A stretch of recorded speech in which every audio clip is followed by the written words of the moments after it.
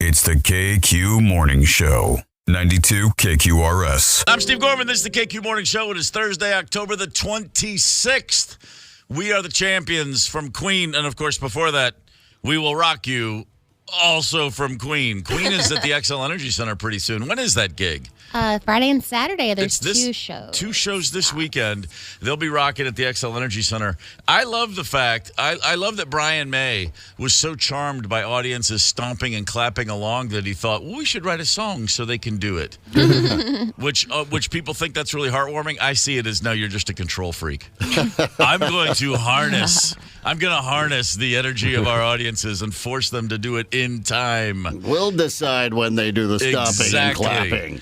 Exactly. That's my favorite part of that little two-song set, except for the fact that he turned that song into the band, showed him what he wanted to do, and was explaining it. And then Freddie goes, oh, I've got one that might match with this nicely. And then he sits down and, can you imagine that? You're in the studio, and you've like, I've got this cool idea, We Will Rock You. And then Freddie Mercury goes, well, I just wrote this on the piano. And he sits down and sings We Are the Champions. That's good to be in Queen. Yeah, they could crank him out. I mean, you had the bass player writing number one hits. It was kind of annoying, actually. Yeah, you know what I mean? Just when the bassist is writing hit songs and his name isn't Paul McCartney, come on. Right. That's just an embarrassment of riches. That's exactly what that is. We've got a big show today. We're going to talk Vikings with Sam Ekstrom at 8:30. We're going to give away tickets to something cool at some point. I have it right in front of me. Oh, that's right. We're giving away Tesla tickets. We're going to. Who else is on the show today? We've got Dan Pompei. Oh, yeah. The Football 100. The Football 100. Get ready to argue with Dan Pompei. Yeah. The greatest 100 football players of all time. Holy smokes. Just the idea that someone had the audacity to put that book out, it just gets my sports fan central nervous system all awash. He's got OJ in there. Well, in between the lines, he was pretty darn good. Yeah, he was. These things happen. On the top 100, spoiler alert, there are Vikings, 5 or 6 of them. So, we'll dig into that with Dan Pompei. That's going to be kind of cool. We also have Megan Hanley on, a comedian. We got a big show today, is what I'm trying to get to. Loaded show. You ain't lying. No, you ain't. Wow. I appreciate y'all backing me like that. Did you guys know that there's a gangster that was involved with John Gotti named Tony Lee? Is that true? It's spelled the same way. Seriously? Yeah, so there's a really good documentary about John Gotti on Netflix right now. Okay. And they talk about Tony Lee. He was one of the guys. Didn't he have a nickname? They all have nicknames. Gooch, I think is Gooch. The streaker. It's a really good documentary. Yeah, what was Tony's thing? What was he, like a hitman? No, it's just Tony Lee. It's spelled exactly the same. No, what was his specialty? Was he He was just one of the men. Just one of the, one of the soldiers. He was good at garroting. It's my specialty. I'm an artist. I don't know if this guy really deserves a garret. I think just a shiv in the side is good enough. We'll have to get somebody else then. Yeah, no, that's not my thing. Hey, we're not going to get around to the documentary probably. Whatever happened to that kooky mobster Tony Lee? It's just weird because Tony looks like a mobster. I mean, but did they take Tony Lee, the mobster, out? Or what was his... So he was a former soldier in the Gambino crime family under John Gotti. He... They don't know. Like, it says he was born in 1929, and then it says he died, ? Sure. Died, ? Questionably. Showed up. Hey, when did you come back to KQ? Wait a minute. What were Does you it doing match when up? you Gone.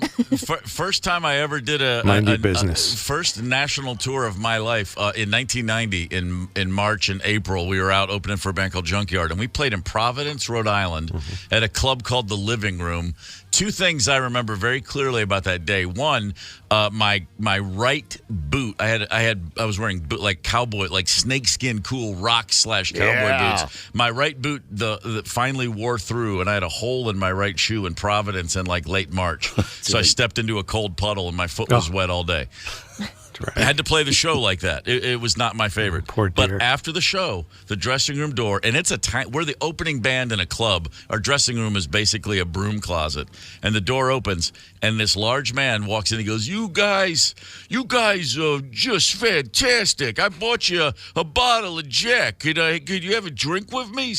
And we're like, this 5 guys from Atlanta, and we're like this movie character from a Scorsese film is standing there, and he's got a big bottle of Jack Daniels. And, of course, we're like, of course we can, you strange movie caricature.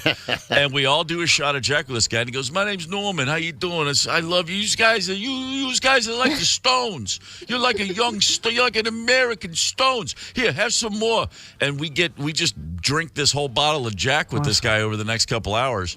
And then we're like, what a crazy character that was. Sign a contract. And we think, yeah, whatever. And his name was Norman Maury. And then we play in Boston a couple nights later. Same thing. Door opens. Hey, guys, you guys up for a little Jack? And we're like, Norman, our buddy. Like, he's our whiskey sponsor. Yeah. We love him. We played in Providence and or Boston in that first year, half dozen times at least. He's at every show. And he always just walks backstage. No one ever asks him for a pass. We opened. Well, if they know it's good for him. We were opening for Aerosmith 3 months later. We're in arenas and sheds, and he still walks around just wherever he wants to go, he goes. Yeah. And finally, that fall, we're back in Providence, headlining a club like 10 months later. And I finally said, Norman, what do you do? He goes, I work around, I do stuff. Little this, little and that. I'm like, okay. He goes, I just take care of things for some people. Yeah, that's all you got to know. I just love rock and roll music. and as we're having this conversation, we're in a room that's filled. We're in a room in a club, a dressing room, and right next to it is a giant empty space that has. I'm not making any of this up. 100 washing machines, 100 dryers, and tons of snow tires. Oh, man. And all things that fall off trucks. Exactly. And we start putting it together, and we're like, yeah, Providence is just mob run. I mean, 100%. And then someone else, and the owner of the club comes up to say, hey, I'm happy to have you guys. He's like 21. He's wearing a 3-piece suit, double-breasted with the whole thing. And we're like, it's like Christopher from The Sopranos, a few years later.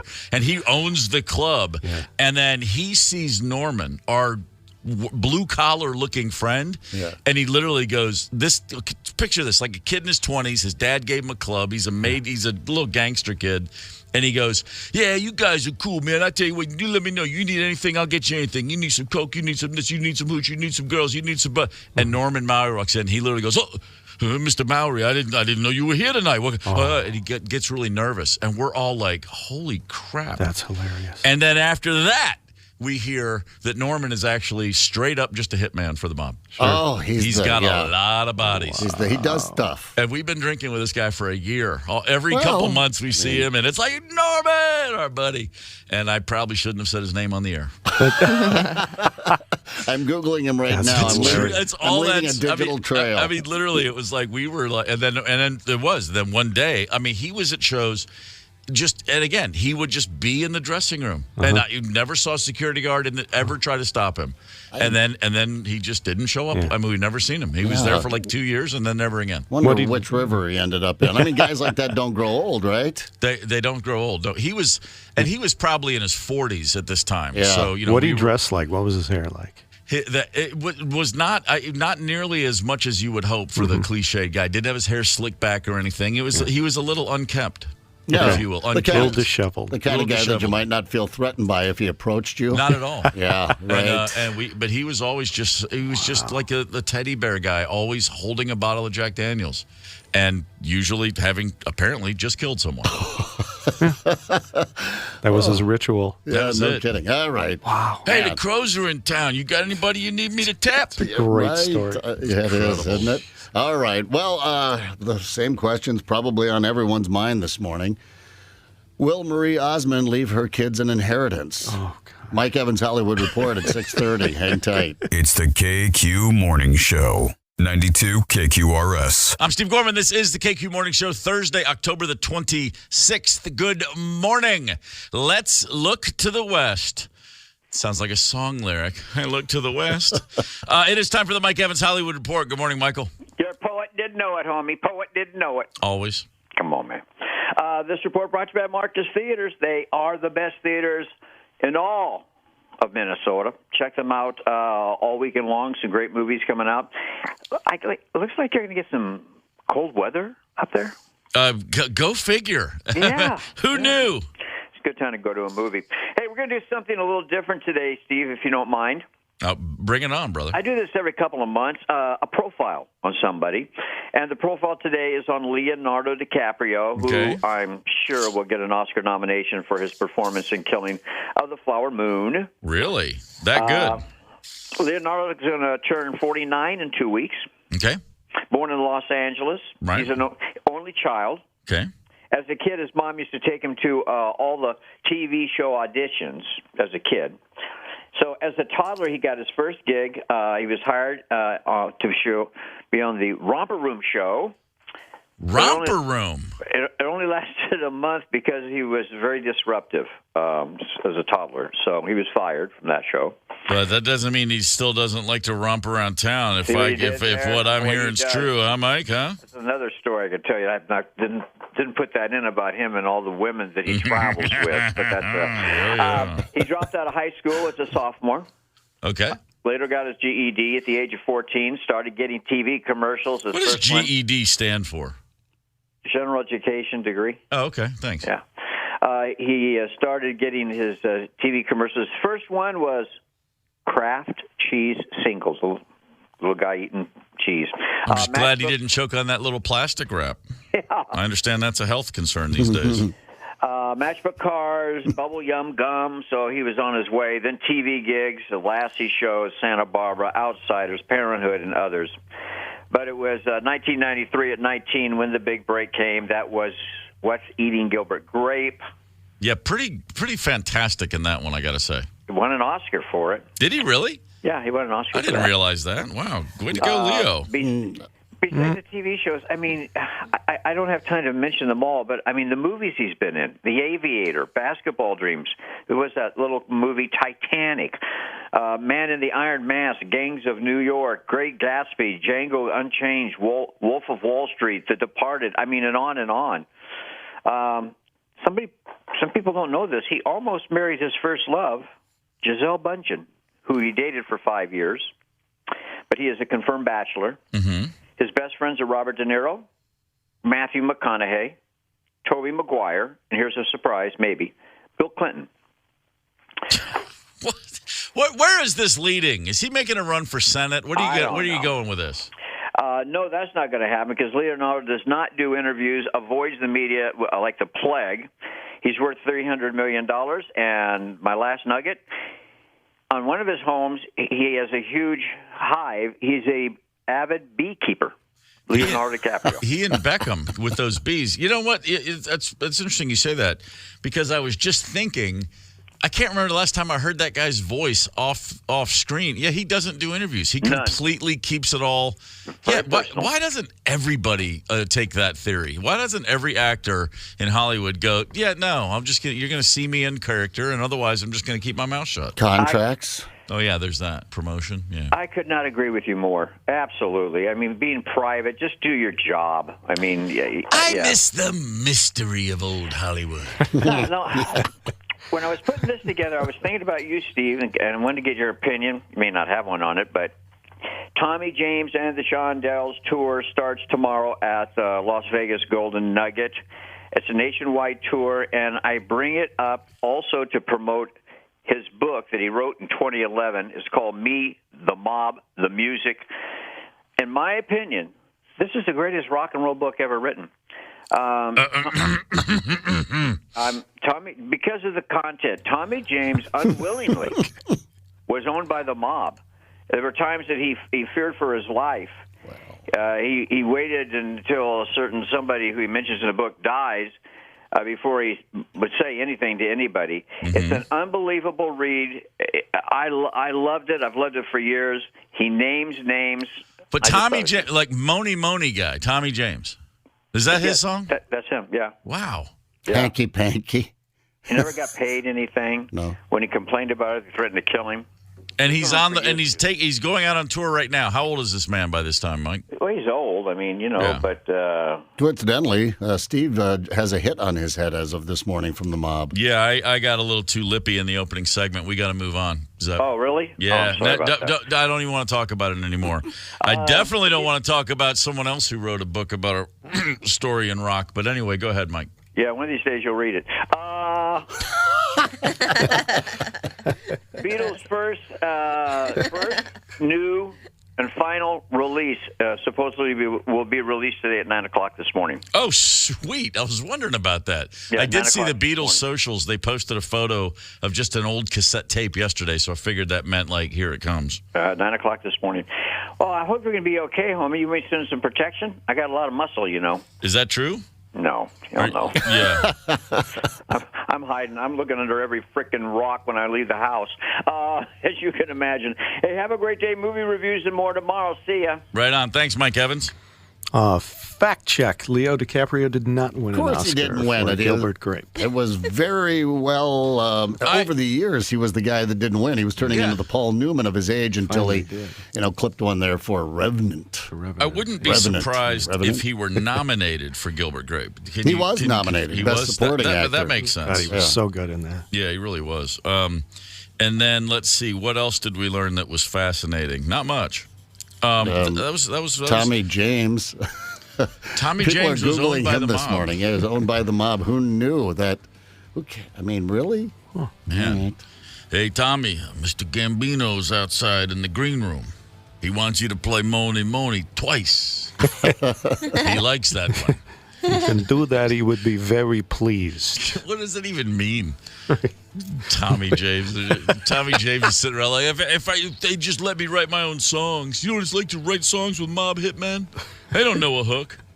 Except for that Garrett guy. The Garretter, Tony Lee. Tony the Hook. Yeah, Tony the Hook. He knows a hook. He knows a hook when he sees. Oh, I was just like, what? When I saw your name in that documentary, I was That's like, oh my funny. God, I know him. I know him. He's not a killer. Boy, that was fascinating. That whole thing on Leo DiCaprio. Seriously, just because I really thought there was a grand summation statement. I really thought at the end of it he was going to go. And here's the thing: he's got 7 toes on his left foot. I was waiting for it. It just didn't happen. Yeah, and flip out some of the more interesting things. You know, he likes to take 20 gals out onto his yacht or something like that. Yeah. But no, it's fairly mundane. I'm over the him. Spotlight. I used to love him. I Mike used to have Evans? Leo. I used to be obsessed with him when I was little. I had a happened? poster on my wall. What? Just too much Leo? Yeah, I'm just not into him anymore. What if Leo started dating Britney Spears? I would tell her to run. Wow. Tell him to run. Jeez. That'd be some good worlds collide and stuff going on. Like when you start dating Leo DiCaprio to get it together, you're living. Livin, living. Let's look back. How about a history lesson? So, my friend, how do we begin? Who is in charge here? Who is in charge? He plays the drums. Well, hello, Steve. On October 26th, 1990, Wayne Gretzky, remember him? The great one? Oh, yeah, 99. He became the first NHL player to reach 2,000 points in a career. My man finished with 2,857 points, which is hilariously funny. 894 goals, 1,963 assists. Now, I know every self-respecting hockey fan knows all this, but it is still worth mentioning. If you remove every goal he ever scored, he's still the NHL's all-time leading scorer with 1,963 assists. So he's at 2,857. Yager is at second with 1,921. Yeah. Boy.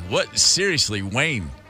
Get it together. And then, of course, on top of it all, he did marry the co-star of American Anthem, starring Mitch Gaylord, the gymnast, Janet Jones.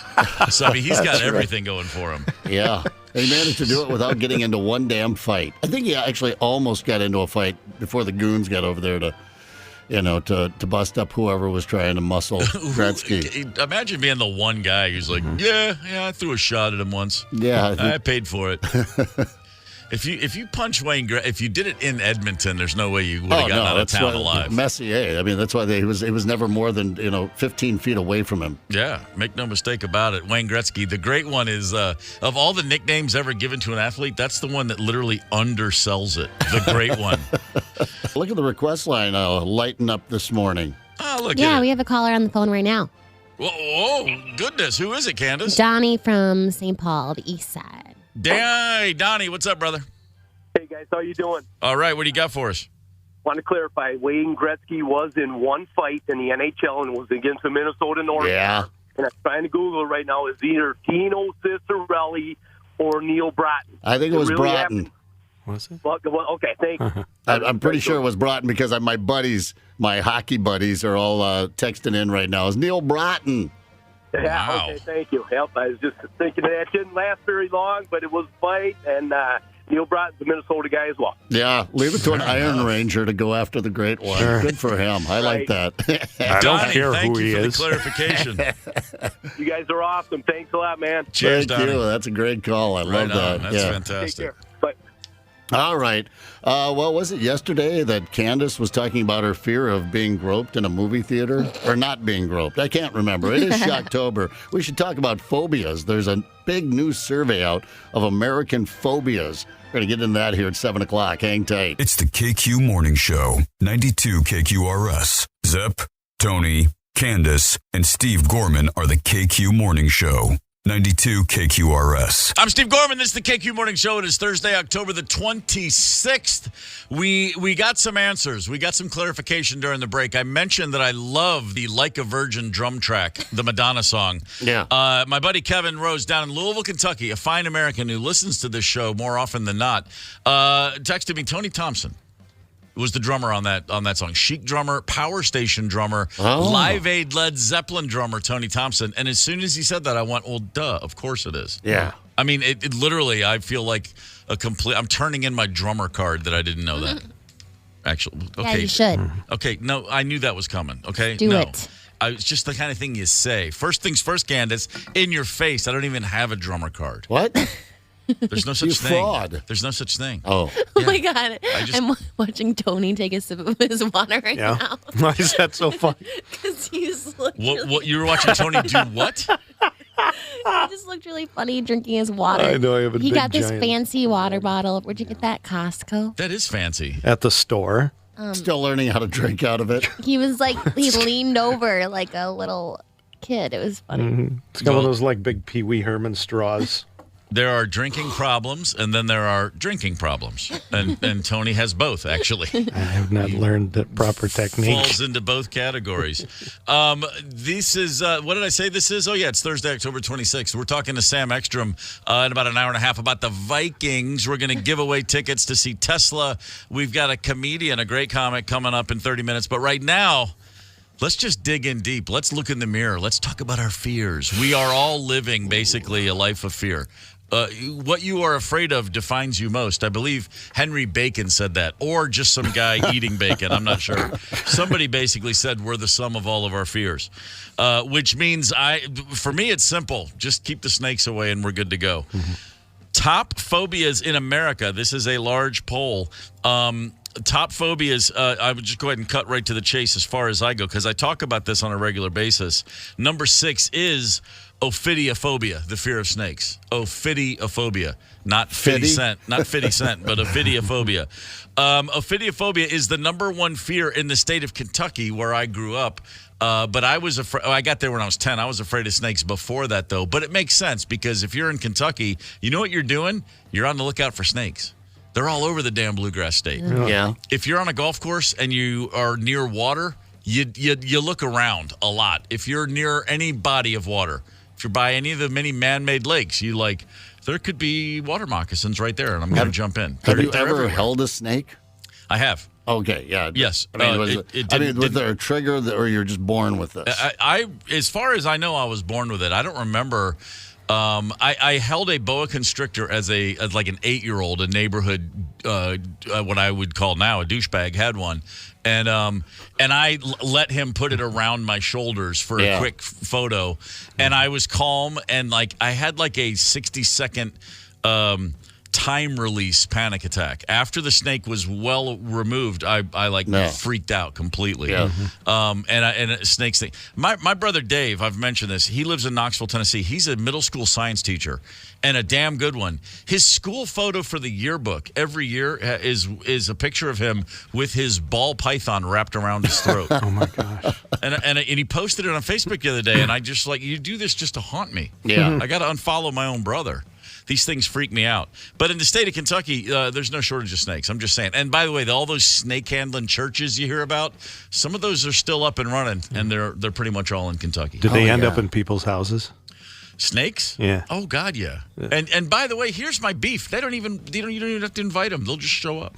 There was one of those snake handling Texas, gravel road out there under a tent preachers last year. Was it the year before? Anyway, here during the pandemic. That was killed by the snakes. He said he had developed a resistance. That, of course, Sure he didn't say that he had developed a resistance to venom, but he said that God would protect him and allowed himself to be openly bitten by several of the snakes, and it killed him. Yeah, God that's wasn't how in that his works. corner. Yeah, God took his eye off the church out there along the gravel road in Texas. In eastern Kentucky, in Appalachia, there are still churches that operate that. We're going to lie down with serpents, and then they do, and sometimes they don't get up. That's how that works. But the top phobias in America, the number one phobia in 20 different states, this checked in at number one, acrophobia. Yeah. The fear of heights. Yeah, right there. Yeah, that one works for me. You have jumped out of a plane 34 times. Because it's so high. I want to get to the ground as quickly as possible. Honestly, and I love base jumping. That's part of it. I love that thrill. I do like being scared a little bit. I love that rush of adrenaline. Okay, so a balcony on a 37th floor, you're looking over the side, it freaks you out. Just happened. Out there in England. Really? I wasn't 37 floors up. I was probably like 15 or 16 floor. Went to the edge, looked over. This thing came up to, the railing, was breast high, as it were. Super safe. Yeah, absolutely. Took one look over. Wow. But you throw a parachute on me, or you wrap some rubber bands around my ankles, and let's do this. You like to ski in the mountains too. You're up high. Yeah, but you don't get a sense of that looking down thing when you're on a mountain. You've got a big old mountain right there under your feet. You could go over a cliff. You could. Yeah, I guess that would scare the crap out of me. Also, going over cliffs, I have a fear of that. But I had to climb one of those. I didn't have to. They asked me to climb, and I was like, "Yeah, let me get up there." Fireman ladders. This one was all the way extended, way up there. Had a big American flag hanging up there. We're doing the Patriot ride. You want to see all the motorcycles coming in? Zep, get on up here in the bucket with me. Thinking about it right now, my palms are sweating. I tell you what, a great reality show is you and my wife in a car driving on very narrow mountainous roads with no guardrails. You wouldn't need to crash the car. You'd both just be gone before too long. My wife has that. The fear of heights, for sure. The fear of going off a cliff. If you're on a road and suddenly there's just like if it opens up in front of you, like you come around the bend and suddenly there's, in her mind, it's like you could just fall right off. Like if there's not a guardrail and like a line of trees, like it will pull you. Yes, that's exactly how she feels. And between Nashville and Atlanta, if you do that drive, you go over a thing called Mont Eagle. It's just north of Chattanooga, Tennessee. And you're just driving on I-24, and then you go up a mountain, you come down a mountain, and on the downside, heading south towards Atlanta, it's like the world falls away, and she feels like it's magnetically pulling her off the road. And we've been doing that drive for 30 years together, and she'll just close her eyes the whole time. I mean, she can't help it. She hates it. She wishes it weren't there. And again, and I think like, this is crazy. We've done this a million times, and I roll my eyes and silently to myself think, I can't believe this still freaks her out. And then I will go down a YouTube rabbit hole of snake videos in a cold sweat. And I'm like, I can't look away. If I look away, they'll bite me. All right. So, these things make no sense. All right, Candace, heights? Good, bad, it's indifferent? Fine. Yeah. Not my favorite. I'm not scared of them. Okay. Tony? I'm really not scared of much at all. The only thing that bothers me, I have a fear of being trapped in the middle of the ocean. Okay. Just alone in the ocean, there, in the water. Open water kind of thing. But that's not the kind of thing you find yourself near. You're not very rarely, you're very rarely near the middle of the ocean, I should say. Yeah, you're right. I mean, that's not something. Never taken a cruise? No. All right. No. Because of that? No. Oh, okay. No. So it's not really an active phobia. No, I guess not. So I don't really have any. What about? Wow, it's good to be you. Well, then a big one on the list always is. It's like being afraid of dying in space. I can tell you how to make sure that doesn't happen. I'm scared of relationships. Does that count? Well, sure, it does. That's a fear of commitment. Sure, it does. And you didn't know this, Candace, but we have a therapist on hold right now who wants to talk you through this. Fear of relationships, really? Well, kinda. Kinda. If I had to pick something to be scared of. Okay, that checks out. Yeah, but I mean, like exactly. I avoid heights. Tony's going to avoid bobbing up and down out in the middle of the ocean. Right. We know that Steve's going to avoid snakes. But you, young lady, are going to get yourself into another relationship if you're not already. Oh. It's bound to happen. Fear of having your You don't like heart Wolverines. I don't like getting ripped apart by a bear. That sounds scary. Okay, it sounds scary, but you don't lay awake in bed at night going like, oh my God, what if that happened? I mean, It's not something that haunts you. The number one phobia in the state of Minnesota, where we are all currently sitting, social phobia. Oh, social that's phobia. So accurate. That's essentially just basically fear of social situations. And there explains the drinking. That's a good point. That's it. I remember for years, especially in radio, but it's not a social thing. We're all kind of just sitting here. It's just like our little group. It's very comfortable. It's very safe. But out in social public situations, I would get awfully nervous, and so booze. Yeah. And I was a rock DJ. So when you got to a bar, they went, here, have some booze. Right. You ever notice Zepp really lightens up, gets to be a bit more fun when he has some booze. So I did for years for booze, and then went through a period of my life, much later, where I wasn't drinking. About the state of Minnesota. So I thought, oh, my God, how am I going to do this? And I went out and I realized that I had overcome that. I just had stuck with the booze all the years. But now I don't need that. Yeah, now I don't have that social fear, but I used to have it. Booze got me through it, and then somewhere along the line, just repetition. This statement from Brian Zepp brought to you by the Alcohol Association. I'm saying it still serves a purpose here and there. What about claustrophobia? I see that's on the bottom of the list. Thank you. You can help a disc jockey do a bar I got to gig. say, man, it's only ranked first in one state, Mississippi, claustrophobia. Right. That's because people in the state, you grow up running to the closet to hide from what's happening in your house. I'm happy that that's not a problem for me. I mean, I can literally... I even as a kid, like I've told the story, I would wake up in the closet sleeping on shoes. I'd be cramped spaces. I'm okay with that. I can just shut down. I don't want to go spelunking. I don't want to go I don't want to go scuba cave diving. No. What about dog piles? Remember when you were a kid and everyone would dog pile on you? Would you get panicky and freak out? No, not at all. I would just literally I go into a default just as relaxed as you can get mode and just wait for them to all finally just get off. We found out Jeff Hamilton, when you dogpiled him in grade school, he would start screaming and squealing like a little schoolgirl and just freaking out. Which, of course, encouraged us to do it more often. We didn't have any bullying laws back then. Yeah, I was kind of I was fairly certain. In fact, I would have bet the farm that the reaction from you and your friends wasn't to talk him through it. No. Here's one that I've always been fascinated by. And again, I say this knowing my snake thing makes no sense. I was never bitten by a snake. I don't know anyone that's ever been bitten by a venomous snake. Mm-hmm. I've just always had it.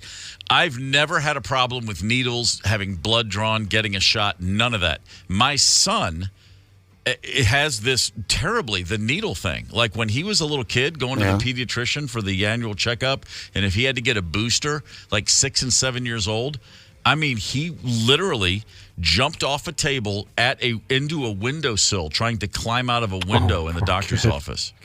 I mean, it was when a couple years ago going to get the vaccine, he's like, no, I'm not doing it. I'm like, yeah, we got it. And that was when he finally got over it because it didn't hurt. He just had this, he was 19, I think, before he finally was like, I guess I probably got to deal with this. And I just couldn't believe it. And our pediatrician said, hey, this is so common, completely common. And then I found out I have a nephew who's an adult. And he went to give blood once, and as soon as they put the thing in his arm, he just fainted right there on the table. Oh, wow. That's the thing about phobias. There isn't a trigger usually. Like you have this one horrible thing that happened to you when you were young, and you have a phobia of the rest of it. They're just hardwired into the DNA. You're born with them, and then one day... I mean, he didn't know he was afraid of needles until he freaking saw a needle. That's right. In Tennessee, the number one is agoraphobia. It's agoraphobia. Sorry. My bad. Stepping outside your door and seeing Al Gore. Oh, man, you have no idea how chilling that can truly be. He's always there. Seems like he's on every freaking street. I'd like to talk to you about the internet. Yeah. Really? I'd like to talk about the World Wide Web. Yeah. Always making us feel guilty. Al was always a little stiff. What are you going to do? What are you going to do? You got to laugh about it, right? You got to laugh in the face of your phobias. We have a professional comedian here at 7:30. Steve, I heard you pronounce her name earlier. Megan Hanley. I'm going Hanley because as far as I can tell, that's how it's grammatically spelled. Yeah, Megan Hanley is at Running Aces this weekend. We're going to talk to her at 7:30. We'll find out how to pronounce her name. Hang tight. It's the KQ Morning Show. 92 KQRS. We were talking about phobias a moment ago. The one we didn't come around to was, of course, glossophobia, the fear of public speaking. Safe to say we're all good with that one? Yeah, cool. Yeah. Okay, just making sure. I still get nervous. Do you really? Yeah. But not here. This isn't public speaking. This is just in a dark room by yourself and a microphone speaking. Right. All right, fair enough. Megan Hanley's on the horn right now on the KQ Morning Show. She will be appearing 2 shows at the Running Aces Casino Saturday, October 28th. Megan, good morning. Good morning. Thank you for having me. And I love that we're talking about public speaking. I'm like, hello. Well, yeah. Megan Hanley, I'm just going to take a wild shot in the dark here. Irish Catholic, maybe? Yeah, you got that. You got that right. Okay. As another Irish Catholic who's still discovering the depths of my emotional denial, how's it all working out for you? Oh, it's definitely been a journey. Let me tell you.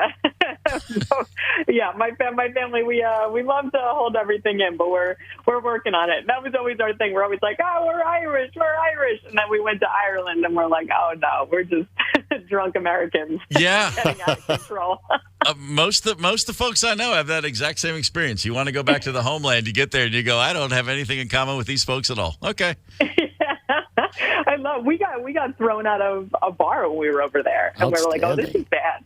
Wow, that's some serious street cred. Yeah. When the Irish kick you out, you're like, "Oh, it's us." Yeah, really. And where did you grow up? I grew up on Long Island. Okay, fair enough. Yeah. No shortage of Irish Catholics happening there. And you're in Brooklyn now, is that correct? I'm in Brooklyn now. Yeah. So I'm really excited to come out to Minnesota. But the thing that I'm in shock is we've had rain every weekend here for 7 weeks in a row, and this Saturday it's supposed to be 80 degrees and sunny in New York. And I've already looked up the weather for Minnesota, and I'm like, oh my gosh. You might want to grab a jacket or two. Yeah. Which I think, is a reason to get people to come to the comedy show. I mean, you don't want to be outside. So you come in. You definitely don't. No, and by the way, it's still, by the time, you have a 6:30 show that's already sold out. It'll be pitch black long before 6:30 this time of year. Trust me. Okay, good. I look forward to that. You need to know that. So you're going to be at the Running Aces Casino. Are you a gambler at all? Will you hit the tables while you're in town? I am not a gambler at all. I gamble and I lose because I play with my heart, and I just throw my money away. Wait, hold on. What does it mean to play with your heart at a casino? What does that even mean? No, but I think it means just, I just donate my money back because it's reckless. I'm never thinking logically. I'm never like, oh, what numbers came in last time? I'm like, 14. Let's see. That was my favorite number because Pat Kelly was on the Yankees when I was a kid. He was my favorite player. I go through these emotional bets, and they have nothing to do with what's happening, and I just lose. Okay, I you know what? I've never even would have remembered this. I've had many a drunken roulette where I put everything on 33 for Eddie Murray, so I completely understand that. Yeah, you start playing family's birthdays. Sure. And you start thinking about the family member, and that's where it either works or it can go off the rails. For me, it never works. So what I usually like to do is if I'm working at a casino, I take a $20 bill and then I'll walk around and play the slots until that $20 runs out. Yeah, I have a buddy that will go and play penny or nickel slots and drive us crazy because we'll all go into a casino with $200. I'm done in 20 minutes. I also am betting with my heart, apparently, and he will sit there at a penny machine because he thinks the idea isn't to win money; it's to sit there as long as you can. 4 hours later, we're like, "Dude, let's go!" It's like I'm up $17. You know what? He's 1,700 pennies. He's playing the long game. Yeah, he is. Drives us crazy. He's up $17 and he's up 31 gin and tonics because those drinks are free. Yeah, you're right. He's playing that. Megan Hanley's with us on the KQ Morning Show. Saturday, October 28th, 2 shows at the Running Aces Casino. 6:30 is sold out. A few tickets remain for 9 p.m. Megan, we were discussing earlier a new poll, basically, that showed the number one phobia in every state in America. Do you have any phobias? You know what? It's so weird. I feel like as I get older, that changes. Like I've noticed this in comedy shows. Sometimes people will like ask people what's their biggest fear, and when it's young people, they'll say something like spiders, or like they name like an animal or something, like an insect they're afraid of. And like for me, I'm like it's way more existential. I'm like, oh, just being stagnant. Okay.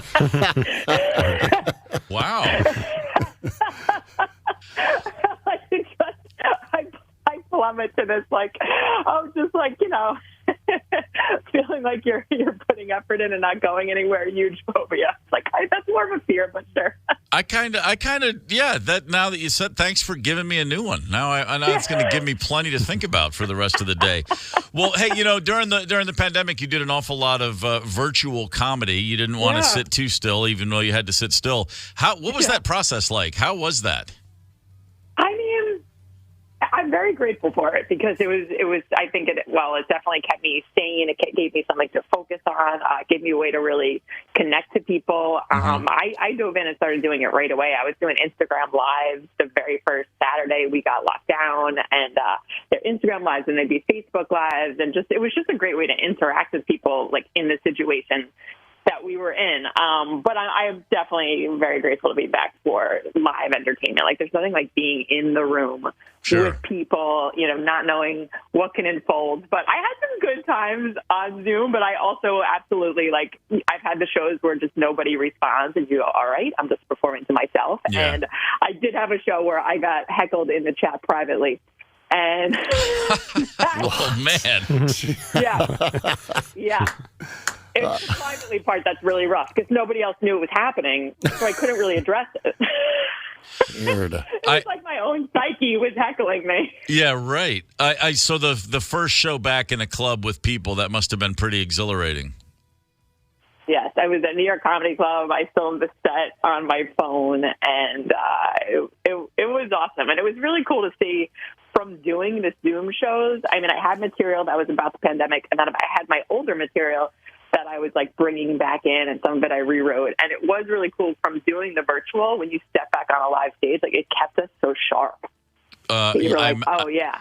Yeah, I would imagine. I would imagine it did. Megan Hanley's on the horn with us.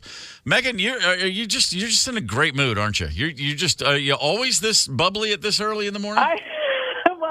I have had like my coffee. I'm actually going to the airport right after this. So right on. Yeah, you're in This is a very mode. exciting way to start my day. But I am bubbly. I do smile a lot. People say, people are like, are you this happy all the time? And I'm like, I'm not even this happy right now.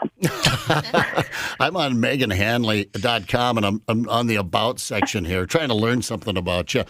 I see that you do corporate gigs. You've got things like NFL, Bank of America, Girl Scouts, Samsung, some of these big corporate gigs. I have some friends in local bands here in Minneapolis that will go out and do corporate gigs, and they always complain about them. They're like, in a bar, they come there and they get whipped up on booze, and they're there to have a good time. The corporate gigs, there'd be like one person, and everybody's watching the boss, and they're sober, and it's weird. What's it like doing a corporate stand-up comedy gig? I guess happen like in any show, and anytime you have like a group of people here at a show together, and if there is like that dynamic where like the boss is in the room, you want to make sure the boss is laughing. I've had that where I've done some shows like for the military. You get there and they go, "There's a general coming in, and he's coming in, and he's going to be in uniform." I'm not even saying I did it. I was in Greenland for 24 hours, and we did one show, and they go, "This is a big day. Like we haven't had live entertainment in like 2 years, and there's a general flying in today," and he sat in the front row with like 10 people around him. They're the only people in full uniform, and we're like, if we don't make this guy laugh, the whole show will be awkward. And everyone just wants to laugh. And fortunately, he was great, and then the show was great. But it does add an extra pressure. But the corporate shows that I've done they've been really fun. And I always like it. for me, it's always an extra chance for me. I like getting like dressed up for shows, so I feel like I'm like, oh, it's a corporate event. I'm like, they'll probably business casual, so I can like up that and dress up a little more. And there you go. Get a little fancy. Yeah, you're living those working girl dreams from back in the day when you were a kid. I got a pantsuit. That's going to kill up there. I show up in my sneakers. I bring my heels. Yeah. Megan Hanley's at show shoes.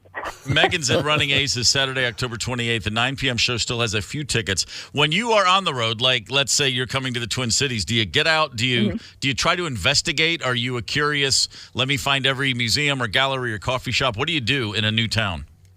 I do. I try to actually see what I can take in, what I can get to. I'm excited. I'm going to go to the Mall of America. I'm very excited for that. It's going to be a busy weekend, but I'm excited to, see whatever I can see. I have a couple friends. I have some comics that used to live in New York that are from Minnesota that live in Minnesota. So we're going to meet up, and they're going to show me a little bit of the Twin Cities. So I love that. I love being able to get out. I love if I can time it out, if there's a ball game or something like that, so I can. Awesome. I can really get the feel. I love it. That's great. Megan Hanley, Saturday, October 28th at Running Aces Casino. What a pleasure to chat with you. Thanks for calling in. Oh my gosh, thank you so much for having me. This is exciting. I can't we're all in much better moods now, Yeah. Megan. Thanks. That's so kind. Thank you. Your work is done here. Take the rest of the day off. Cheers. Gosh, what a ray of sunshine. I know, right? Kind of effervescent. Yeah, we're sitting here that? bitching about phobias and trying to be snarky, and all of a sudden it's like, oh, the rainbow just showed up. That's really lovely. I got to tell you, man, the corporate gig thing as a musician, I've played a few. You have? Oh, yeah. And they can be as stiff as a lumber conference, trust me. By which I just mean wood, boards. I don't know. I just realized I'm talking to someone who knows people in the lumber industry. No, it can be rough. They're either, it's one or the other. Either everyone's hammered and just trying to let loose, or what you said, Zepp, they're looking for the boss, wondering how loose they can cut. Right. As it turned out, we played the weirdest one ever.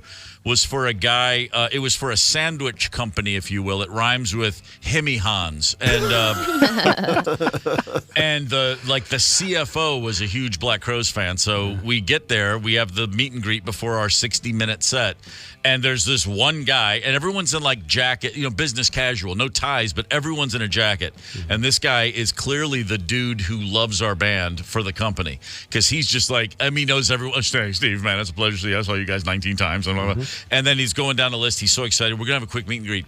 And then Himmy Hans himself comes in, and he's wearing cargo shorts, a quad XL Hawaiian shirt. Yeah. Looks like he hasn't had a comb in his hair in 31 years. And the mood changes immediately. Not what you think. Not everyone's like, all right, now the fun can begin. It was like, oh, he's here. Oh, and seriously, and then this guy, we shook his hand and said hi, and it took 11 seconds for all 6 members of the band to go, someone needs to get this man away from us right now. Oh, he had cargo shorts and a Hawaiian shirt. What was his thing? Not naming names. I'm just saying it sounds like Himmy Hans. Just a complete, I hung the moon. All this is mine. These people work for me. Such a douchebag. Right, so he wasn't just Jimmy Buffett laid back in his Hawaiian shirt. No. He was wearing it as a statement, I get to wear this. That's exactly right. In other words, if one of the minions would have showed up in a Hawaiian shirt and cargo shorts, out of there. No way. Everybody else was, and everybody was on edge as soon as he entered the room too. And it was like, oh, you're just acting. You just want to be you get to break the rules, but everyone else is nervous around you.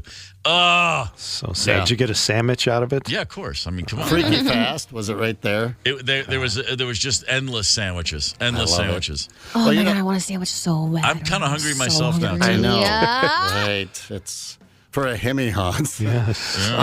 It's the KQ Morning Show, 92 KQRS. Zepp, Tony, Candace, and Steve Gorman are the KQ Morning Show. 92 KQRS. I'm Steve Gorman. This is the KQ Morning Show. It's Thursday, October the 26th. Don Henley with the Boys of Summer on, what a song. Mike Campbell, Tom Petty and Heartbreakers, Don Henley get together, churn out a little gold. The Boys of Summer are now the Boys of Fall playing in the World Series. We've got Arizona and Texas. Does anybody care on any level? I can't imagine that's triggering a national surge of baseball excitement. Nah. Yeah, I mean, have the Diamondbacks, I know have they won it before? They got into it once before, and I honestly don't even. I don't think they did. I think they did. Didn't they beat the Yankees right after 9/11? Wasn't that the one they made? I could be confusing things. Yeah, I'm just really trying to find a reason to care, but I don't. Yeah, I don't either. But that's not the only thing going on in the world of sport. I did want to mention very quickly. Somebody's finally put 2 and 2 together and come up with 4. And that would be down in St. Augustine, Florida, where the Florida Man Games have been announced. The Florida Man Games. Yeah. That's right. This is a real thing. Organizers are putting it together. This is an extravaganza to beat the band. One of the events, the evading arrest obstacle course. Oh, yeah. Contestants jump over fences and through yards while being chased by police officers. I always have him chased by a big Doberman. That would probably work, too. The Category 5 cash grab. Beer belly wrestling, self-explanatory. Yeah, right. You might have a contender or two here from Minnesota that could travel down there. I love it. It's just a good excuse to play the Florida Man soundbite. Florida man yells there's no Santa at holiday event. Florida man named Happy arrested on DUI charges for second time this month. Florida man who threw toilet through window in East St. Louis found with second crapper. Florida man bites dog to establish dominance. Florida man on bicycle arrested after tussling with police at Taco Bell. Florida man, one disguised in bull costume, allegedly tried to burn down his ex-boyfriend's home with spaghetti sauce. Wow. Yeah. It must have been an arrabbiata sauce if he's trying to burn somebody down with it. So anyway, the Florida Man Games happening in February. Hopefully we'll have video to go along with more scintillating audio. It's got to be televised. This is at least an ESPN3 event. Tickets are selling for $45, a bargain by any measure. And as an added bonus, a couple of the former stars of the American Gladiators TV show from the 90s will be referees. Of course. Brilliant. Wow. Yeah. Yeah, that's pretty fantastic. In a few minutes, Sam Ekstrom will talk Vikings-Packers with us. Oh, boy, that's a big one this Sunday. For both teams, really. The Packers are trending down right now. Vikings are trending up. It's going to be quite the showdown at Lambeau Field. In the meantime, we were discussing earlier in the show phobias. Claustrophobia didn't really come up. I mentioned that I don't struggle with it. No one else really mentioned it. I think we're all pretty clear on that one. There's a guy in New York City who thankfully also does not suffer from claustrophobia. He was trapped inside a jewelry vault overnight. He went in to check out his safety deposit box, and, you know, these giant safe doors are on timers. He didn't get out in time. That thing shut, and he had to sit there for 10 hours. Well, those are not roomy. They're not roomy. 10 hours in a room. Firefighters were called to come in. They thought about cutting through to try to free him and then realized didn't really make sense to try to do that. No, this is the fire chief talking about that. Started to breach the wall at the vault, about 30 inches or so of concrete. We got to the point where we got to the metal plating. The problem with the plating is we'd have to use our torches on there, which would infect the environment of that person inside the vault. Sometime this morning, the vault opened on its own and the customer was released.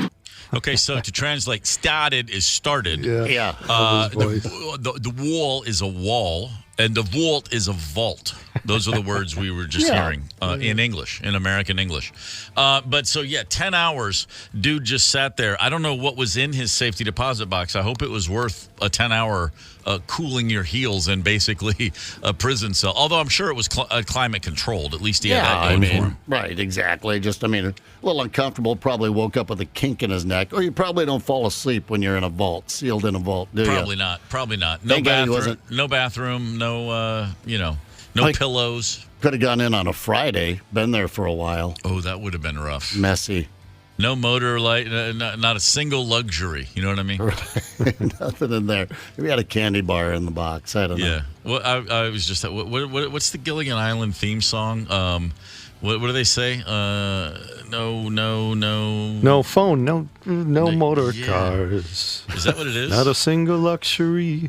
Like Robinson Crusoe. Yeah, no phone, no lights, no motor car. That's right. Not a single. Like Robinson Crusoe, it's primitive as can be.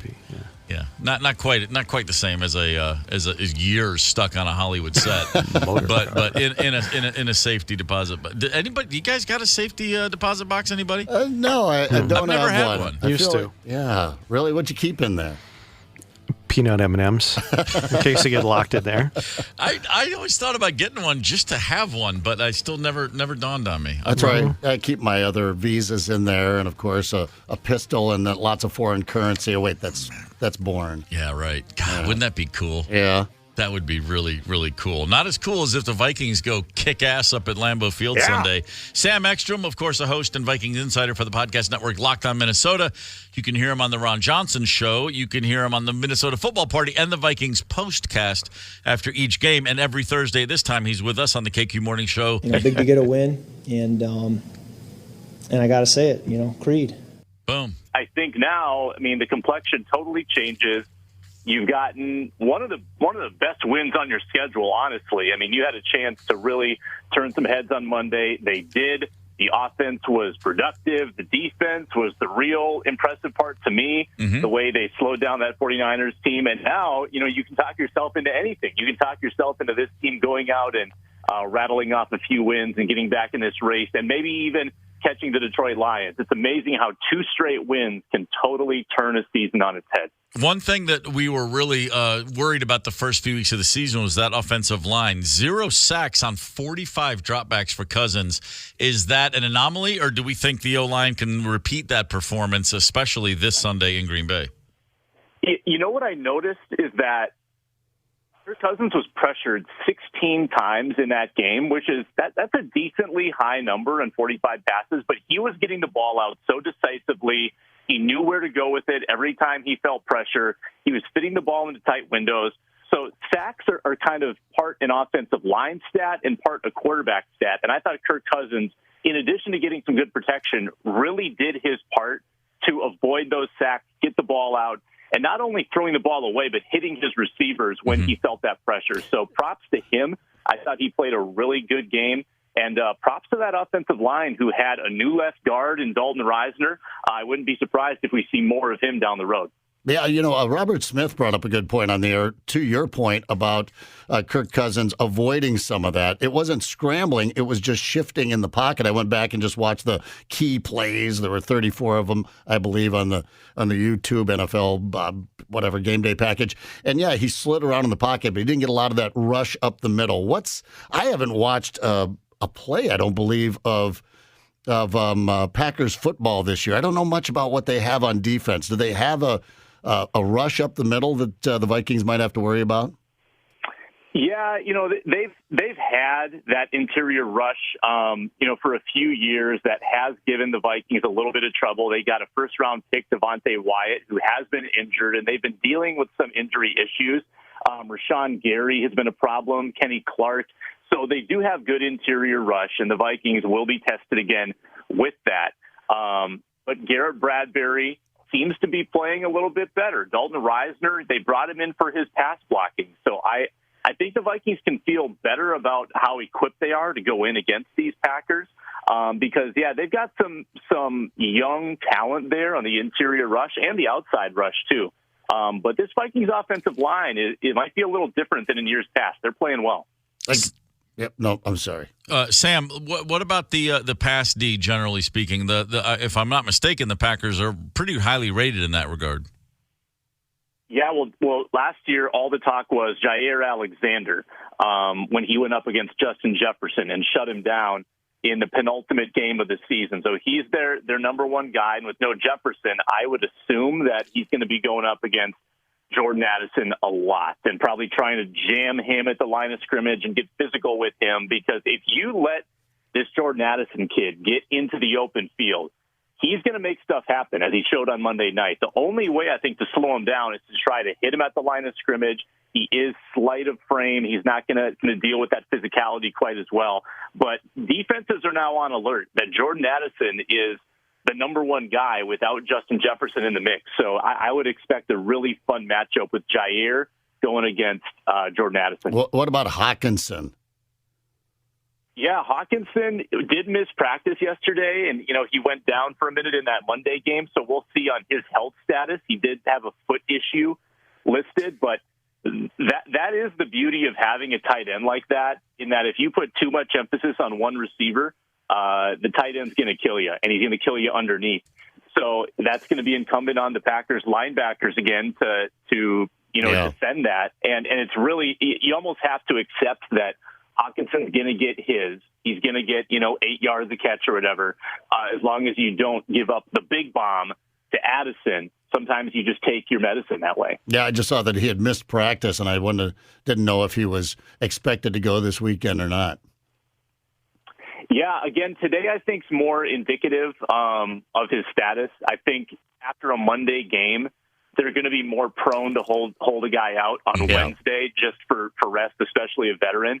If he doesn't practice today, then I think that raises some more red flags. Sam Ekstrom's with us on the KQ Morning Show. I get a little nervous every time we enter the red zone offensively. What do the Vikings have to do to start turning those threes into sevens?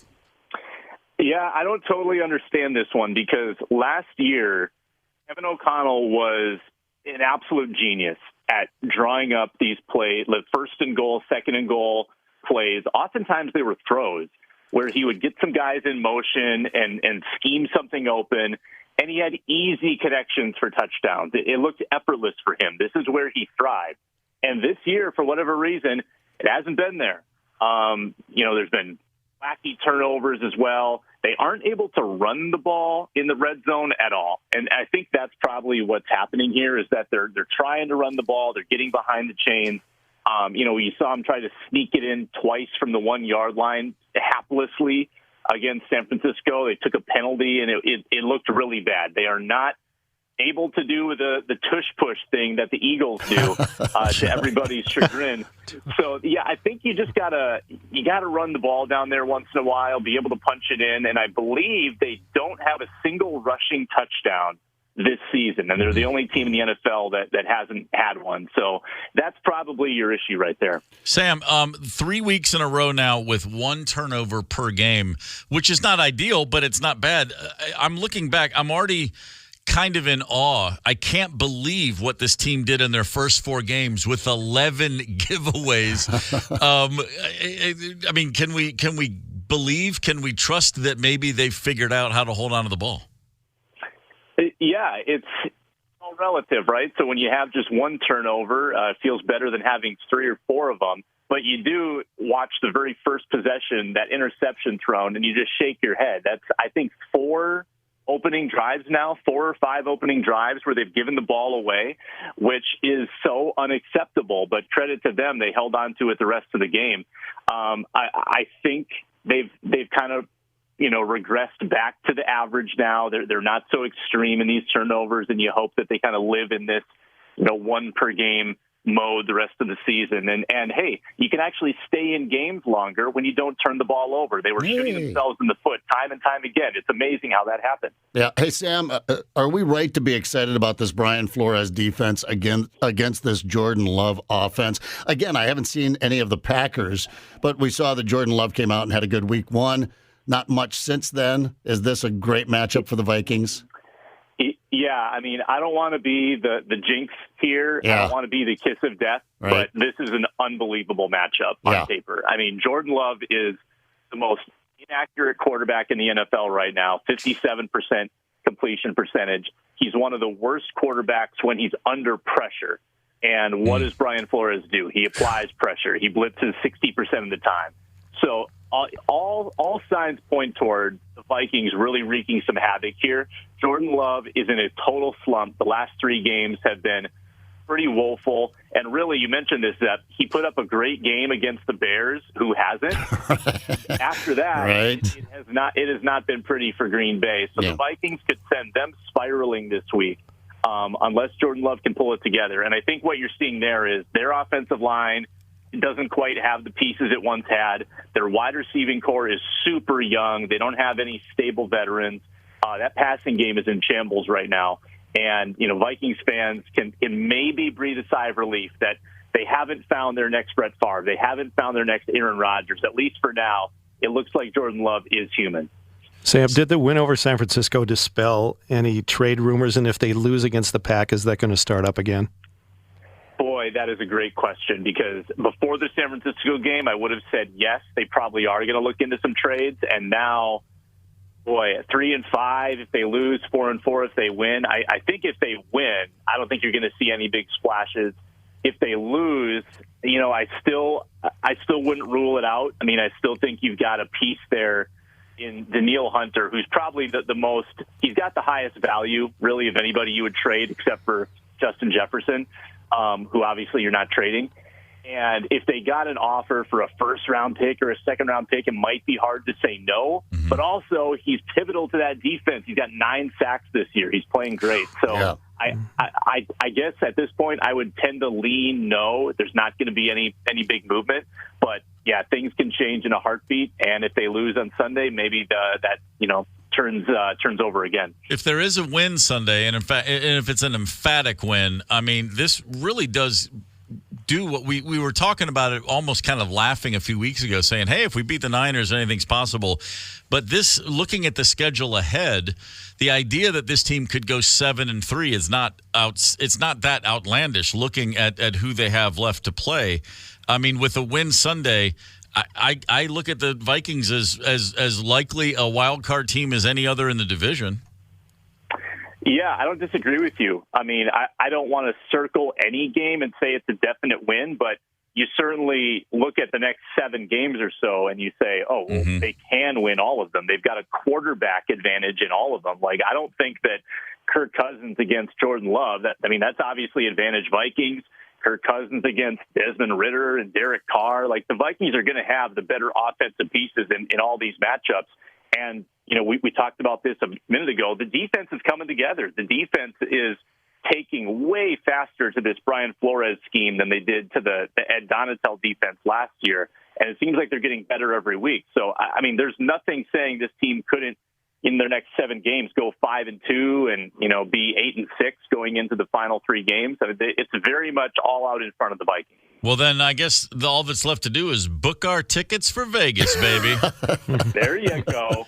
Hey, you can go twice. You can go twice, right. Steve, because they play in December, then they play, again in February, obviously. So you can get a double whammy there. Yeah, that December trip, it's a scouting trip for hotels, and we want to make sure we have proper accommodations and check out maybe the nightlife while we're in town. Sure. And then we'll be back for the big game in February. Sam, it's always our pleasure, brother. Do you actually make predictions? Do you have a pick you're willing to share with us for Sunday? Sure, I'll make a pick. I haven't actually put this out anywhere yet. I haven't even really written it out or thought about it. So just complete stream of consciousness. Shoot from the hip, baby. Knee-jerk prediction.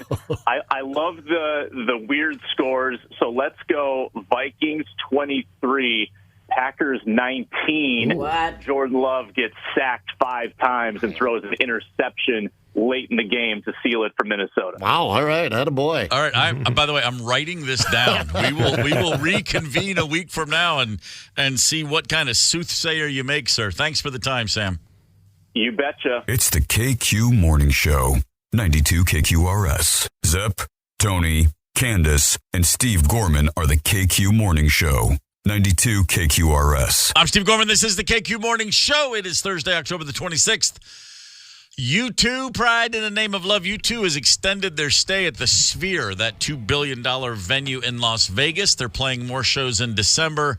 A buddy of mine from Nashville, I guess, was at the show because I just saw some posts from last night's performance, or maybe it was 2 nights ago, but Lady Gaga got up on stage with them and sang a song or two. And the more footage I see from the Sphere, the more I think I don't think I could take it. Sensory overload. Yeah. I mean, I'm kind of right there with you. Yeah. I think I would want to do it if I was there now and could get my hands on some tickets. I'd definitely do it, but I don't know if I'd enjoy it. Yeah. You know?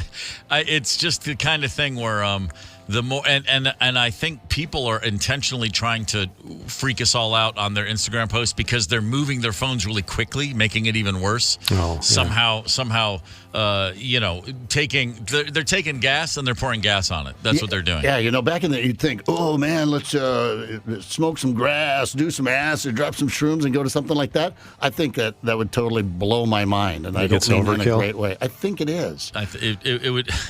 I think it is a little bit, but I want to caution against sounding like an old curmudgeon too. It's got to be wild. But there's going to be no shortage of old curmudgeons coming out of the woodwork if they get a hold of a book called The Football 100.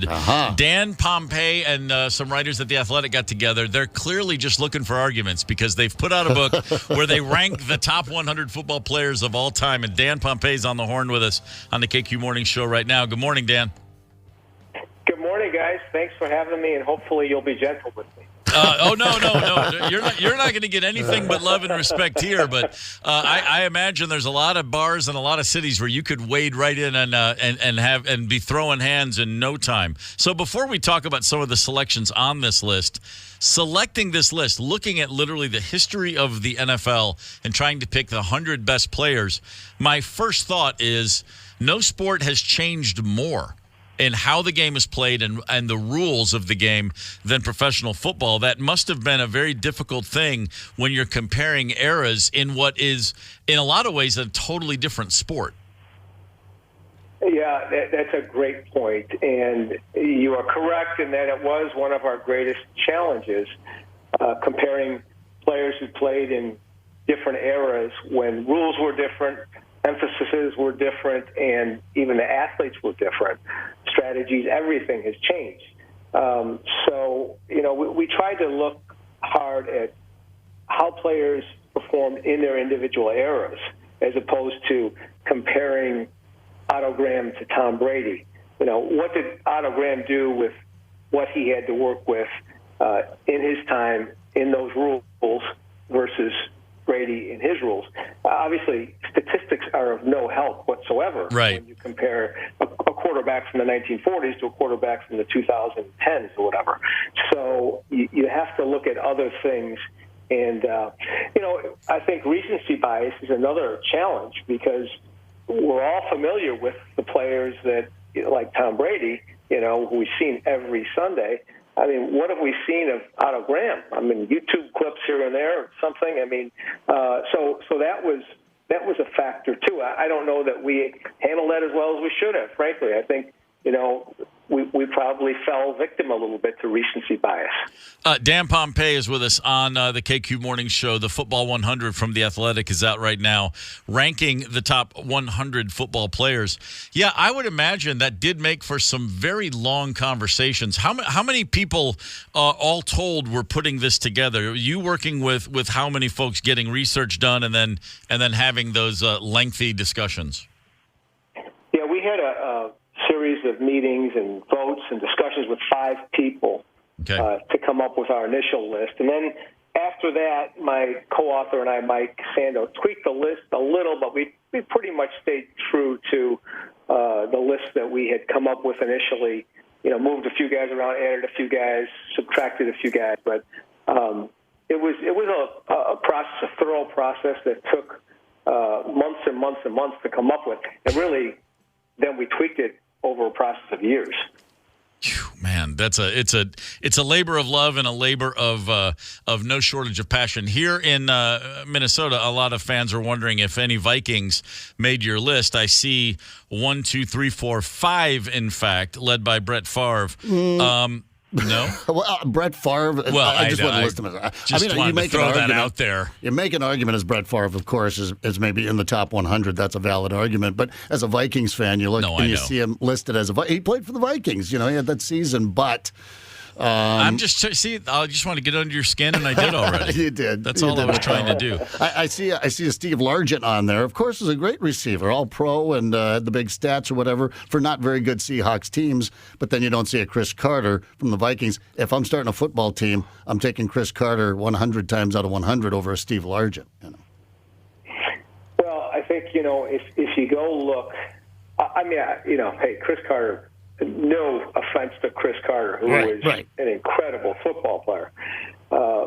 But I think Largent was pretty underrated. If you go back and really look at what he did in comparison to the other players, wide receivers in the league during his era, it was really impressive. And, there's other guys, too. Certainly other guys in Vikings history. I mean, Carl Eller on our list. Mm-hmm. You look at those great Super Bowl losing teams of the Vikings, and, we've only got 2 representatives, Alan Page and Fran Tarkenton. I think that's the point. We could make a lot of right. We left off some great players. We had to. There's 371 players in the Pro Football Hall of Fame. We've got 100 of them on the list. Right. There's some great players who didn't make the cut. Dan Pompei is with us. So in making this list, there are 4 active players: Aaron Rodgers, Aaron Donald, Julio Jones, and Patrick Mahomes. You've got Mahomes at number 98. I'm assuming you're allowing to adjust these numbers as his career progresses. No question. I mean, we tried not to look at what we think a player is going to do in coming years because there's no telling, where he's going to be, if he's going to continue to win Super Bowls or if he's going to fall on his face. I mean, that happens too. I don't think anyone expected Russell Wilson, for instance, to kind of play the way he has, be below his previous performances the last 2 years in Denver. So we looked at what they did up to this point. The first time we put together this list, Mahomes was not on it. That was before he won his second Super Bowl this year. So once he won that second Super Bowl, so he's got to be on it, even though he's had a very short career so far, small body of work. He's been so dominant and so great in that time that we thought he was worthy. Dan, is there one player on your list that you could say had the highest gain from where you may have initially thought he would be to where he ended up? Like, the more you looked into it, the more you went, okay, I didn't even realize this guy was this great. Yes, and that's another current player, Julio Jones.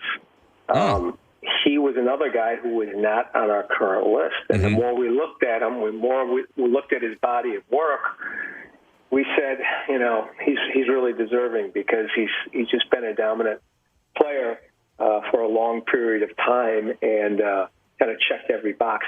It's a little bit, you have to be careful with these wide receivers, current wide receivers, modern day wide receivers, because their numbers are all through the charts, off the charts. But in Jones's case, we felt like he had dominated, even if you compare him to other modern receivers. Right, that makes perfect sense. Now, on the other side of that, who's on the outside looking in? That anybody can look at the top 100, and it's pretty easy. All of these names, if I don't remember them, of course, I've certainly heard their names. But who are a couple of the giant names of the league that you guys had to leave off that you still almost can't believe they didn't make it? There's a lot of them. Troy Aikman did not make the list. Won 3 Super Bowls. Yeah. Jim Kelly, the only player who led his team to 4 straight Super Bowls, did not make the list. Yeah. Larry Fitzgerald, second leading receiver of all time, not on our list. Yeah. I mean, you know what? If I could do it again, I'd probably say we got to find a place for him. I don't know who we'd knock off, but we'd find. I think we'd find a place for him. Derek Thomas on our list. Great sack artist. Set records. Those are just a few. Dan, I know we don't have much time, and I just noticed this stat. Interesting. You list them by decade, and the 1960s sort of runs away with it, with 21 in the top 100, then 70s 15, 80s 13, 90s 14, so on and so on. But the 1960s, those players really, they've got quite a percentage of the top 100 players. I think it was a great era in the National Football League, where there was, you look at some of the great teams that played in the 60s, Yeah. I know you've got a number of the Lombardi Packers on this list. You've got, a number of the Hank Stram Chiefs. You've got some of the Cowboys. Who really probably came into their own more in the 70s, but some of them played in the 60s. it was truly a great era for football, and I think those players were recognized justly. This is such a great book. I just envision sports bars across America just putting one copy up on the bar and then just watching the fists fly. It's fantastic. And by the way, we all can relate to these kind of things. As a kid, I remember in Baltimore, I was fighting anyone who suggested Burt Jones wasn't better than Johnny Unitas. So this is just a perfect anecdote to recency bias. Dan, we appreciate the time, and the book is fantastic. Thank you, sir. Appreciate your time, too. Thank you. See ya. Literally, Burt Jones, as far as I knew as a kid, was the greatest football player who had ever laced up the cleats. Number 7 for my Colts. Injuries derailed an otherwise very promising Hall of Fame career. As is often the case. He was a good-looking fella. I also remember, and I'm sure we all have these conversations, with my dad, watching the Lakers, and I'm saying to my father, Magic Johnson is easily the greatest point guard who ever lived. And then hearing my dad go, "You never saw Cousy in his prime." And just thinking, for the love of God, he's an insurance salesman. God, I don't want to hear about Bob Cousy. And then, of course, I look at highlights and I'm like, yeah, Cousy's pretty good. Yeah, there's been pretty good ball players at every era. It's fascinating. In case anyone's wondering, the number 1 player listed is Tom Brady. Number 2, Jim Brown. That right there. I mean, Jim Brown retired in the 60s. Tom Brady, of course, just 5 minutes ago retired. Pretty fascinating that you have a sport that's so different. But here's the thing. Who's going to really argue with either of those selections? You don't. No, it makes perfect sense. And it's almost an impossible thing, to think about. How do you come up with a list?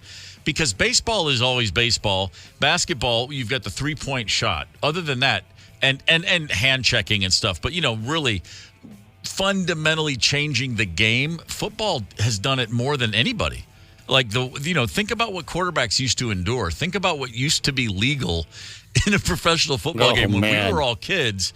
Anything short of knife play was pretty much acceptable in the NFL. I grew up watching the Raiders and the Steelers almost exclusively. And you're right. It was, gut punches, head slapping. The head slapping from Conrad Dobler. Was it Dobler? Yeah. Yes. And some of those guys, you're right. It was bending. You watch a highlight reel of Dick Butkus, and just about every one of his tackles would be illegal today. Oh, 100%. It would be a yellow flag by today's standards. Of course. It's changed a lot, obviously. And Fred the Hammer Williamson. Yeah. Fred the Hammer. Right. And you had offensive linemen. That vaunted Steelers teams and the Vikings teams of the 1970s, those offensive linemen were starting at 220, 225 pounds. That's barely a linebacker today. That's a strong safety.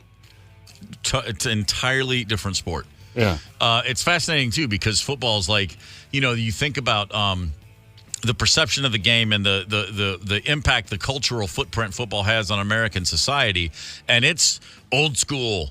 And look at the ownership. You think, I don't mean in political terms, but I mean in just way of life. It's a conservative, slowly, blah, blah. It's the most progressive sport in a million. They change every year. They tinker with the rules every single offseason. They are fine-tuning and adjusting more offense, protect the quarterbacks. The rule, I'm just saying, like, no sport is more ambitious about constantly tweaking the product you see on the field than the NFL. And this book is a pretty heady accomplishment to actually come out and print it and say, yeah, here we go. And again, at the end of the day, it just leads to great conversation and plenty of family fights. Steelers. I was just going to say, Candace. Football's so cool, man. You are still here. Well, you know what you love, Candace? How about a sports history lesson at 9:30? Hang tight. It's the KQ Morning Show. 92 KQRS. I'm Steve Gorman. This is the KQ Morning Show, and we are back, as are the Beatles. Band from Liverpool, England. Remember them? The Beatles are about to get back their final single. I mean, how crazy is this? In the year 2023, the Beatles have set a release date for what they say will be their final single. A song called Now and Then will be released next Thursday, November 2nd at 10 a.m. Eastern. A double A-side along with Love Me Do. They're going A to Z, Alpha and Omega, with a 2-sided single. Now, this tune, Now and Then, It's the third and final song from a John Lennon demo that the guys, the surviving Beatles, got from Yoko Ono in the early 90s. They put two of them together, Free as a Bird and Real Love, in that anthology collection that came out at the end of 95. Mm-hmm. The third song they tried to work with, it was just too difficult. They could not separate the vocal from the rest of the tape and make it sound good in 1995. However, in 2023, Peter Jackson's team, after putting together the Get Back documentary using various types of AI, was able to do that. They got that vocal isolated from the piano and from also, there was two problems with the original Now and Then. John's piano was out of tune and wasn't really part of that they wanted to save, and you could hear his TV in the background. What was he watching? No word on what was on, but he's just sitting at the Dakota, plunking on the piano and singing. One day, Yoko takes that cassette long after his death, hands it to Paul and George, and says, "Here's some songs John was working on." Now, anyway, all these years later, the final track will be released. What did I say? November the 2nd, next Thursday. Wow. Yeah. George put an electric guitar track on it back in the anthology sessions as they were attempting to do this. So they have John and George on this track. Paul added a new bass line. Ringo added a new drum track. And there you have it. The Goosebumps. Yeah. Also a 12-minute documentary. Now and Then, the last Beatles song, will debut on November 1st. And I have just a little clip of that, a little promo of that that'll give you some goosebumps on your goosebumps. When we lost John, we knew that it was really over. I was talking to Yoko, and she said, I think I've got a tape of John. Paul called me up and said he'd like to work on Now and Then. He put the bass on, I put the drums on. It's the last song that my dad and Paul and George and Ringo will get to make together. How lucky was I to have those men in my life? The first thing you hear is Paul McCartney saying, "When we lost John, we knew it was really over." And that's a pretty loaded comment because, in the late 70s, both Ringo and Paul just in the last few years have actually discussed the conversations they were all having internally. Yeah. And George Harrison, before he died, had one interview where he said, well, there always seems to be three people ready and one of us holds back for some reason. It's never the same guy. And Paul and Ringo have echoed that. In recent years, they've both talked about throughout the 70s, they were conversing privately. Once they settled all their legal difficulties and once the business stuff had been put to bed, the ill feelings, the anger at McCartney, once that all subsided, they were sitting there going, well, we were a pretty good band. I mean, maybe we should do this. And Paul and John, in their last phone conversation, had all kinds of things apparently they talked about. And in fact, the cassette tape this song came from, John had written on it for Paul. For Paul. Oh, man. Now, we can all speculate. Did that mean he was literally going to say, this is for Paul, and maybe we'll talk about doing something? But, it seems like that was certainly, you just heard McCartney say, when we lost John, we really knew it was over. Meaning, up until that date, none of them would have said, they said it publicly, but privately they were not saying it was over. Maybe it wasn't Paul McCartney that it was for. It's like his neighbor, Paul McClinton. His gardener. Yeah. Paul Simon. Yeah. Now that he and Art are fighting, maybe he'll work with me.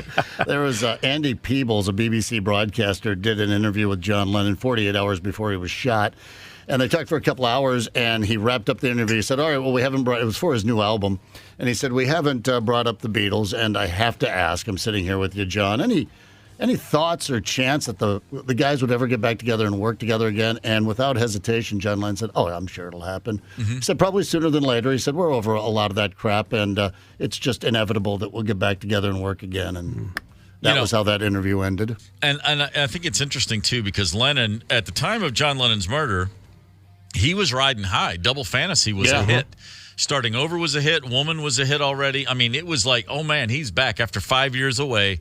He comes right back, top of the charts worldwide. And there were people who said, well, now that he was, they wouldn't have gotten back together. There was no need. They were both so successful. And which I say, man, that's not how bands think and musicians think.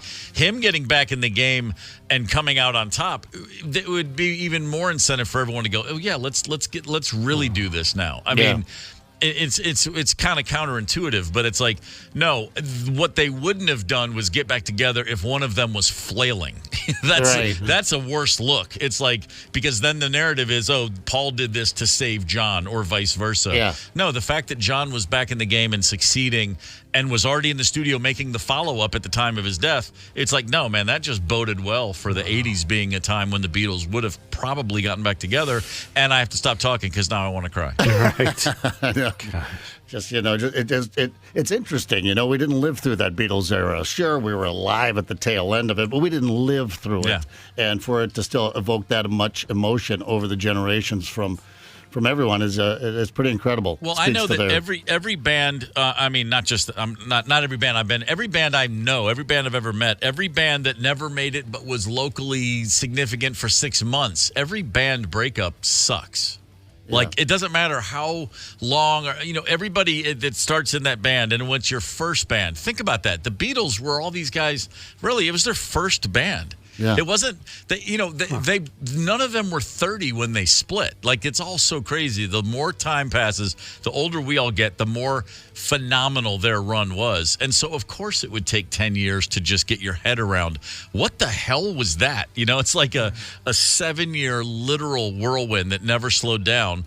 It blows up. They're all at each other's throats. And then they're all, approaching 40. You can totally see it going like, yeah, screw it.